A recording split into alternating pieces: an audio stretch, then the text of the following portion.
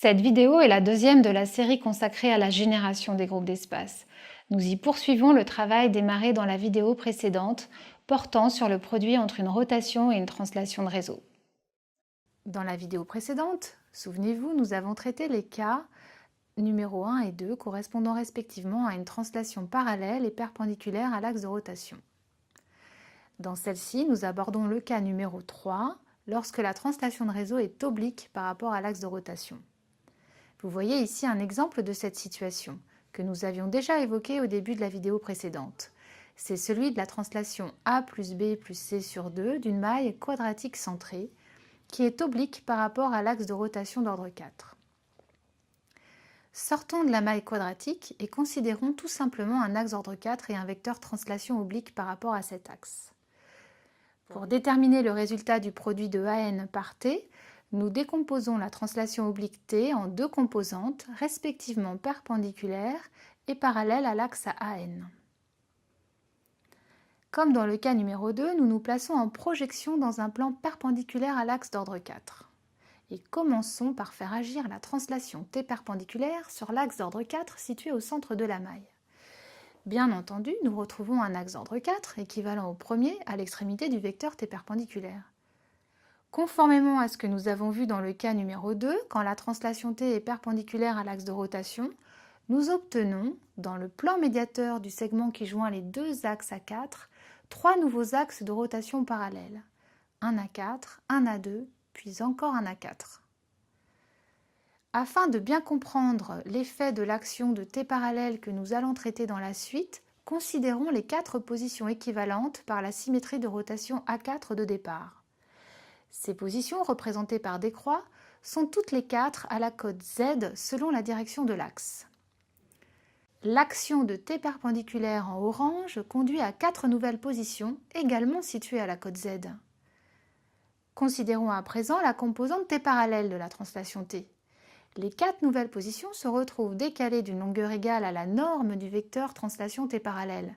Autrement dit, on ajoute une composante de longueur T parallèle à chaque cote Z en orange.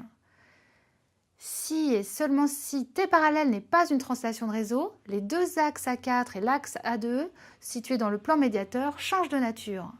Ils deviennent ce que nous appelons des axes hélicoïdaux, qui sont représentés par les mêmes symboles, lentille pour l'axe binaire, carré pour l'axe quaternaire, mais auxquels sont ajoutées des petites pattes. Voyons tout de suite un exemple avec T parallèle égale à C sur 2, comme dans l'exemple de départ dans la maille quadratique centrée. L'axe A2 devient un axe hélicoïdal de rotation π et de translation associée C sur 2. L'axe A4 devient un axe hélicoïdal de rotation π sur 2 et de translation associée également égale à C sur 2. Les axes hélicoïdaux sont de nouveaux éléments de symétrie qui entrent en jeu lorsque nous nous intéressons à la symétrie de position des cristaux. Ils n'interviennent pas dans les groupes ponctuels cristallographiques, mais uniquement dans les groupes d'espace. Essayons d'en dire plus sur ces éléments de symétrie translatoire. Un axe hélicoïdal est un axe de rotation d'ordre n combiné à une translation T parallèle, où T parallèle, je le rappelle, n'est pas une translation de réseau. L'opération associée à ce type d'élément de symétrie est notée entre parenthèses angle de la rotation de π sur n, virgule, translation T parallèle. Plaçons l'axe hélicoïdal d'ordre n et de translation T parallèle dans un réseau cristallin tridimensionnel et supposons que cet axe soit parallèle à l'axe C de ce réseau. Puis posons-nous la question suivante. Quelles sont les translations T parallèles possibles en fonction de la valeur de n ? Nous formalisons le problème en écrivant que l'opération associée à l'axe hélicoïdal que l'on considère, répétée n fois, doit être égale à l'identité. Pour que cette condition soit vraie, il faut que n fois T parallèle soit égal à un nombre entier P de fois le paramètre de maille C, soit T parallèle égale à P fois C sur n. Énumérons quelques valeurs de P, sachant que P varie de 0 à n-1. Si P est égal à 0, la translation T parallèle est nulle. On reste sur un axe de rotation pur, donc non hélicoïdal.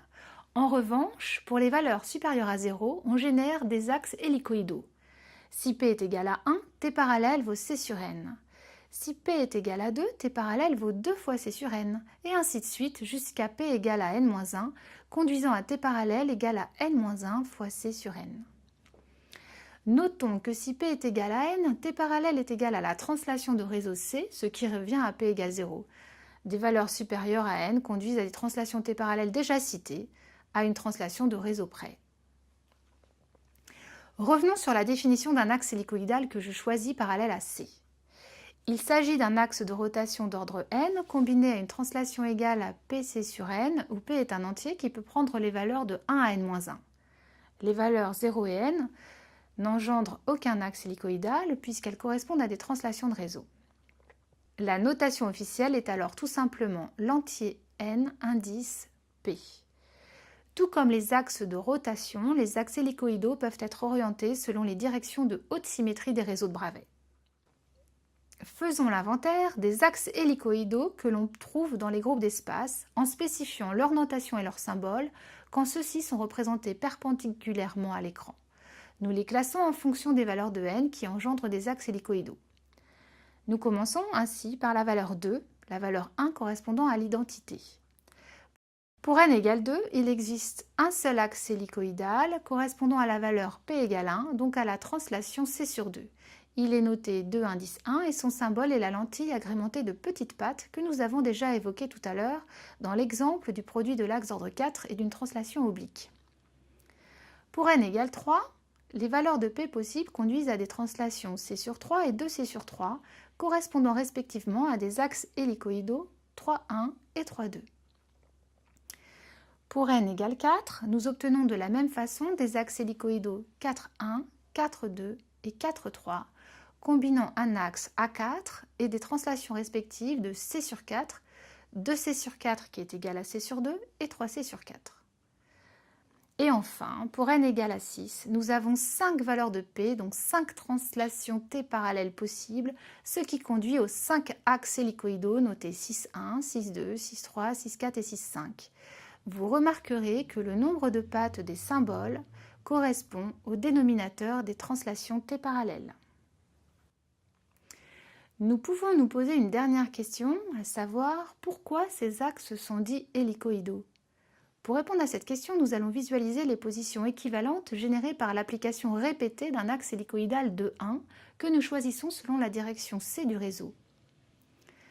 Vous allez observer l'action de l'axe de 1 sur une position quelconque, représentée par la croix, simultanément à gauche sur une vue en perspective où l'axe de 1 est vertical, et à droite sur une vue de dessus où l'axe de 1 est perpendiculaire à l'écran. Nous avons la rotation d'angle π suivie de la translation C sur 2. En recommençant l'opération, nous atteignons une position équivalente à la position initiale par translation de réseau T égale à C. L'axe de 1 est donc bien un élément de symétrie d'ordre 2. De façon générale, si l'opération associée à un axe hélicoïdal est répétée un nombre indéterminé de fois, les positions équivalentes obtenues se retrouvent placées sur une trajectoire qui a la forme d'une hélice, d'où le nom d'axe hélicoïdal. Dans le but de comprendre la construction des groupes d'espace, qui résulte de la prise en compte à la fois des éléments de symétrie des groupes ponctuels et des translations du réseau, nous avons étudié au cours de ces deux vidéos le produit d'un axe AN par une translation de réseau T. Si celle-ci est parallèle à l'axe AN, il ne subit aucun effet.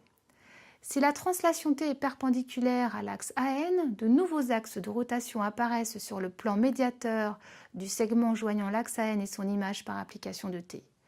Les positions de ces nouveaux axes, tous parallèles à l'axe initial, sont définies par des angles correspondant aux opérations des sous-groupes du groupe cyclique CN. Enfin, si la translation est oblique par rapport à AN, et si sa composante parallèle n'est pas une translation de réseau, les axes engendrés par la prise en compte de sa composante perpendiculaire deviennent des axes hélicoïdaux dont nous avons défini les symboles et les notations. À ce stade, et avant de clore cette vidéo, vous pouvez vous demander quel est le résultat du produit d'un axe hélicoïdal et d'une translation. Pour répondre à cette question, il vous suffit de suivre la même démarche que celle que nous avons adoptée au cours de ces deux vidéos. Dans la vidéo suivante, nous mettrons en évidence l'existence d'autres éléments de symétrie translatoire que sont les miroirs avec glissement. Cette vidéo est maintenant terminée. Elle vous a demandé beaucoup d'attention et je vous félicite de l'avoir suivie jusqu'au bout.